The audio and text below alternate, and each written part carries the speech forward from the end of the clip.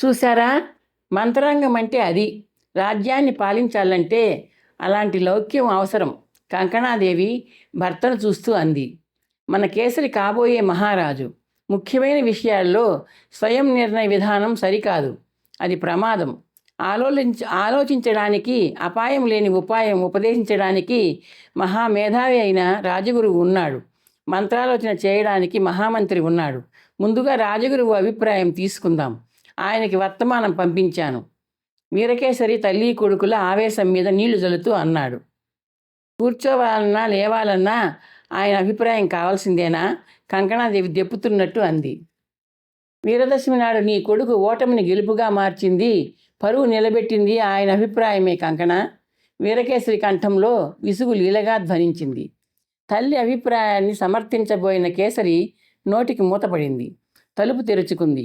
రాజగురువు మేధావి మందిరంలోకి చొరవగా ప్రవేశించాడు. కంకణాదేవి, కేసరి లేచి నిలుచున్నాడు. కుటుంబ సమస్య? ముగ్గురిని కలయజూస్తూ అన్నాడు మేధావి ఆసనం మీద కూర్చుంటూ. కుటుంబ సమస్య కాదు గురుదేవా, కుమారుడి ముచ్చట, కంకణాదేవి అంది. నేను మనవి చేస్తాను, వీరకేసరి అన్నాడు. 1-2 వారాలలో నవనిధులతో ఆ యువకుడు నిధి తిరిగి వస్తాడు. అవును, నిధులతో తిరిగి వస్తాడని మనమందరం నమ్ముతున్నాం, మేధావి అన్నాడు. దానికి సంబంధించిన మన కేసరికి ఒక ఆలోచన వచ్చింది. వీరకేసరి ప్రారంభించాడు. ఆసనం మీద టీవీగా వెనక్కు వాలి మౌనంగా అంతా ఆలకించాడు మేధావి. వాలుగా కేసరిని చూశాడు. కాబోయే మహారాజుకు కలగాల్సిన ఆలోచనే. కేసరి, కంకణాదేవి ఉద్రేకంగా చూశారు. నాకు కొన్ని సందేహాలున్నాయి గురుదేవా, అమూల్యమైన మీ అభిప్రాయం కావాలి, వీరకేసరి అన్నాడు. మేధావి తల పంకించాడు.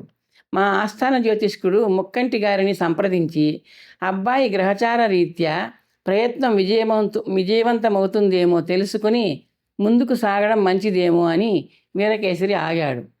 పగవాడి చేత పంచాంగ శ్రవణం చేయించినట్టుంటుంది, మేధావి నవ్వుతూ అన్నాడు.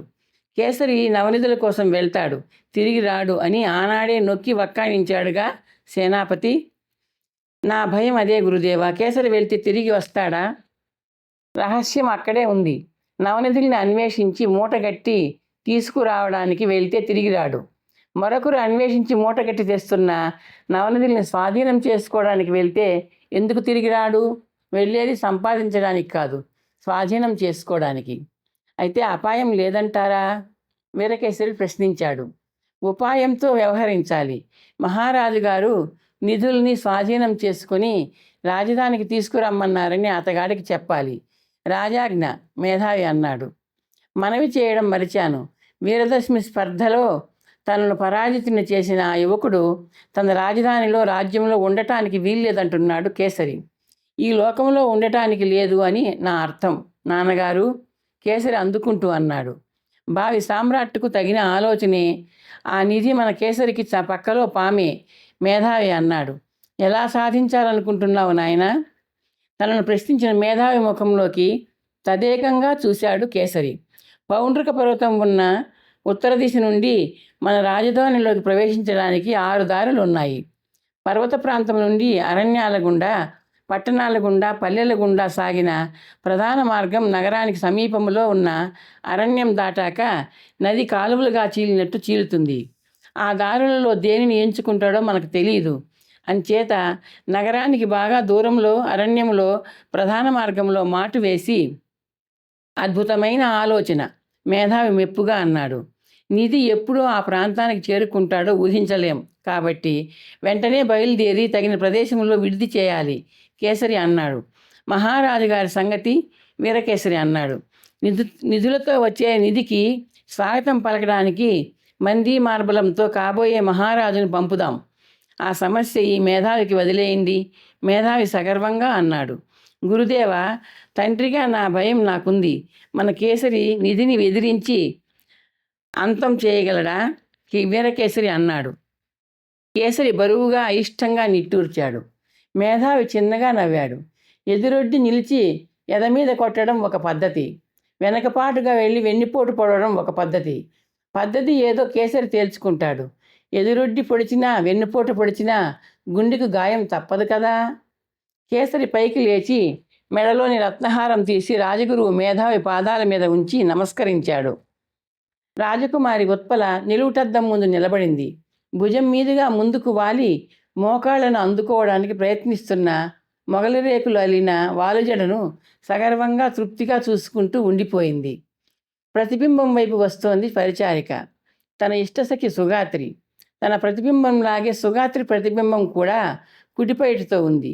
సుగాత్రి బంగారు పళ్ళెరాన్ని 2 చేతులతో పట్టుకుంది. సంకల్పంతో అర్చన చేశాడుగా అర్చకుడు. దగ్గరగా వచ్చిన సుగాత్రి ప్రతిబింబాన్ని చూస్తూ ప్రశ్నించింది ఉత్పల. చేశారు దేవి, కానీ మన సంకల్పం నెరవేరేలా లేదు, సుగాత్రి తగ్గుస్వరంలో అంది.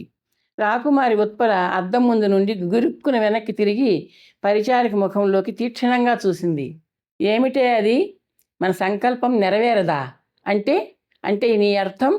సుగాత్రి రాకుమారి దగ్గరగా జరిగింది. ఆ వీరుడు నిధి నవనిధులతో రావాలనేగా మన సంకల్పం దేవి. అడగాల అదే. నవనిధుల్ని ఆ నిధి తీసుకురాడు. కాబోయే మహారాజు కేసరి గారు తీసుకొస్తారు. ఉత్పల కనుబొమలు ముడిపడ్డాయి. నిధుల వేటకు వెళ్ళింది నిధి అయితే కేసరి బావ తీసుకురావడం ఏమిటి? పిచ్చి పట్టిందా? రాత్రి తమ మేనమామ గారు మహారాణి గారితో రహస్యంగా చెబుతుంటే విన్నాను. కేసరి గారు సాయుధులతో వెళ్ళి అరణ్య మార్గంలో కాపు కాసి నిధులతో వచ్చే నిధిని అడ్డగించి అంతం చేసి నిధులను తీసుకువస్తారట. నిధి శత్రురాజుతో కలిసి మన రాజ్యాన్ని మోసం చేసే పథకం వేశాడని ప్రచారం చేస్తారట. సుగాత్రి ఆగింది. రాకుమారి ఉత్పల కళ్ళు ఆశ్చర్యంతో విచ్చుకున్నాయి. మంత్రముగ్ధలా నడిచి వెళ్ళి తూయాల మీద కూర్చుంది. ఆలయ ప్రసాదం ఉన్న బంగారు పళ్ళెరాన్ని పీఠం మీద పెట్టి సుగాత్రి యువరానికి దగ్గరగా వెళ్ళింది. మళ్ళీ చెప్పు, యువరాణి ఉత్పల క్లుప్తంగా అంది. సుగాత్రి తగ్గుస్తరంలో వివరంగా చెప్పింది. అమ్మ ఏమంది? కేసరి గారి పథకాన్ని మెచ్చుకున్నారు. యుద్ధ విద్యలలో కాబోయే మహారాజును జయించే వీరుడు ఉండకూడదన్నారు. నవనిధుల్ని శత్రువుల పాలు కాకుండా కాపాడి తెచ్చి కోశాగారం నింపిన కేసరి గారికి రాజ్యం బ్రహ్మరథం పడుతుందన్నారు. ఉత్పల పాదాలు కదిలాయి. తూగుటూయలు వెనక్కి సాగి ముందుకు వచ్చింది. ఇది అన్యాయం కదా దేవి? సుగాత్రి కంఠంలో విచారం పలికింది. ఇలాంటి కుతంత్రాలు, ఎత్తుగడలు రాజ్యపాలనలో భాగమే లేవే. నవనిధులు మన భూభాగంలో ఉన్నాయి, మనకే దక్కాలి అంది ఉత్పల. నిధి ప్రాణాలు నిధికి దక్కాలి కదా దేవి? సుగాత్రి కంఠంలో సానుభూతి ధ్వనించింది. వెళ్ళమని మీరు ప్రోత్సహించారుగా. ఉత్పల పాదాలు నేలను తాకాయి. ఊయల వెనక్కి వెళ్ళింది. తిరుగు ప్రయాణం ప్రారంభించి బయలుదేరిన చోటికి వచ్చింది.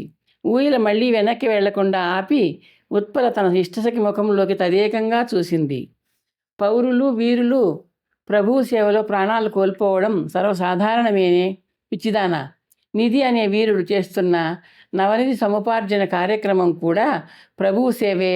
సుగాత్రి బరువుగా నిట్టూర్చింది. గుడ్డి యువరాజుతో పెళ్లిగండం తప్పాలంటే మనం అప్పుపడిన కప్పం చెల్లించాలంటే కోశాగారం నిండాలంటే నవనిధులు రావాలంటే ఎవరైనా తేవాలి. అది ఎవరైనా సరే. నిధి అనే యోధుడు కావచ్చు, కేసరి అనే కాబోయే మహారాజు కావచ్చు. అర్థమైందా? ఉత్పల అంది. సుగాత్రి మౌనంగా తల ఆడించింది. తల్లిదండ్రులను తలుచుకున్న తరువాత నిధి అవని రూపాన్ని, సలిల రూపాన్ని గుర్తు చేసుకున్నాడు. ఇద్దరిని తన ముందు సాక్షాత్కరించమని అర్థిస్తూ సంకల్పం చేసుకున్నాడు. ఇద్దరి నామధేయాలను స్మరిస్తూ నామస్మరణం ప్రక్రియలో నిమగ్నుడయ్యాడు. కొద్ది క్షణాల్లో నిధి తనను, తన సంకల్పాన్ని మర్చిపోయాడు. కాలాన్ని, స్థలాన్ని మర్చిపోయాడు. ఈ కథ మీకు నచ్చితే లైక్ చేసి, షేర్ చేసి, సబ్స్క్రైబ్ చేస్తారని ఆశిస్తున్నాను.